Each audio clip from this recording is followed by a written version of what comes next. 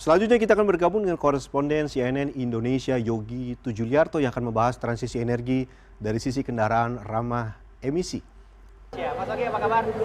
Thank you ya udah bisa luang waktu untuk transisi energi di CNN Indonesia. Mas Ogi, kita bicara atmosfer transisi energi menuju inovasi teknologi otomotif di Indonesia. Dari Ponovi Toyota sendiri, seberapa besar pengaruhnya Mas transisi energi di sini? Oh, lumayan cukup besar ya, karena kita ketahui sekarang beberapa pilihan teknologi untuk otomotif sekarang sudah tersedia di Indonesia. Ya. Di Toyota sendiri kita punya yang namanya multi pathway. Jadi ada 5 pilihan teknologi yang sebenarnya bisa diadop sama customer di Indonesia. Yang pertama itu mobil tradisional biasa, ICE, combustion biasa. Lalu ada mobil yang sudah banyak di jalanan sekarang orang pakai itu mobil hybrid, yang setengah mobil bensin, setengah mobil listrik lah ya, orang ketahuinya. Lalu ada plug-in hybrid, jadi hybrid tapi yang lebih berat untuk di mobil engine listriknya. Jadi bisa di-charge juga tapi menggunakan BBM. Lalu ada mobil listrik sendiri, kita sekarang udah mulai next-nya produksi lokal untuk mobil listrik. Dan yang paling ultimate dan juga sedang mau adaptasi ke Indonesia adalah mobil yang di belakang ini. Oke, ini kita bahas. Ini adalah mobil dengan tenaga hidrogen. Oke. Nah, kalau dari sisi mengejar teknologi atau inovasinya sendiri, seberapa berat sih, ataukah mungkin ini adalah challenge tersendiri untuk Toyota atau gimana Mas? Karena kita butuh adaptasi, makanya kenapa kita memperkenalkan 5 teknologi tadi. Jadi agar mudah untuk customer Indonesia untuk mengadop teknologi ini, kita mengeluarkan unit-unit mobil hybrid yang paling banyak dulu nih. Seperti ada mobil Zenix, Corolla, Yaris Cross gitu ya. Itu mobil-mobil yang sebenarnya transisi dari mobil bensin ke mobil hybrid dengan mobil listrik dengan mobil hybrid gitu. Oke, kalau misalnya kita lihat animo lah, gimana sih feedback masyarakat melihat inovasinya begitu cepat dari BBM ya, terus transisi beberapa tahun kemudian listrik, hybrid, sampai sekarang sudah ada yang hidrogen nih, animo masyarakat seperti apa? Animo masyarakat cukup baik ya, kita bisa lihat banyak mengadopsi mobil-mobil hybrid, itu kan pintu utama untuk mobil listrik gitu.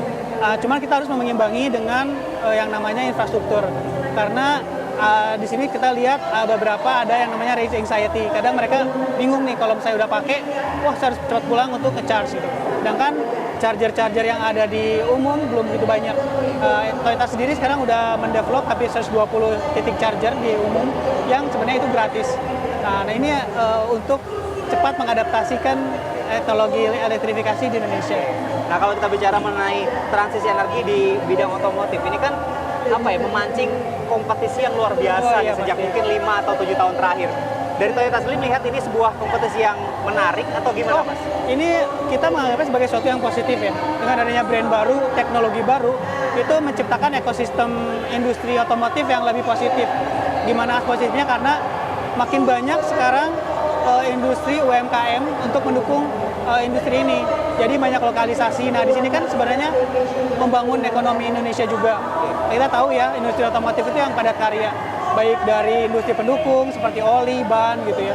Nah kalau misalnya beli banyak maker, pastinya banyak juga lokalisasi di Indonesia. Nah ini akan membuat customer lebih diuntungkan karena mobil lebih murah, parts lebih banyak seperti itu. Pilihannya lebih banyak gitu. Betul. Kalau dukungan sendiri Mas, artinya apakah dari pemerintah misalnya punya dukungan yang total atau bahkan tuntutan yang luar biasa kepada merek-merek otomotif? Pemerintah sangat mendukung ya. Kita lihat sekarang hybrid sudah diberikan insentif 3%. Itu sebagai pintu utama mereka untuk mengadopsi mobil dengan elektrifikasi. Oke.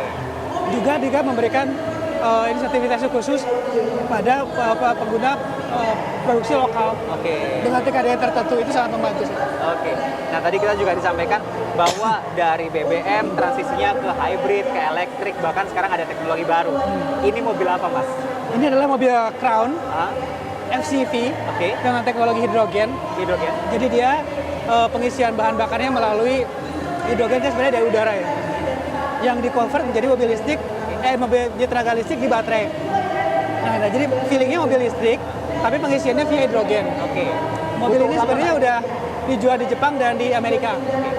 Karena mereka sudah siap dengan infrastrukturnya nih. Nah, kita di Indonesia baru ada satu pengisian hidrogen di pabrik Toyota di Karawang. Jadi mobil ini ada 2 tipe, di Indonesia udah kita perkenalkan dulu ya sebagai prototype.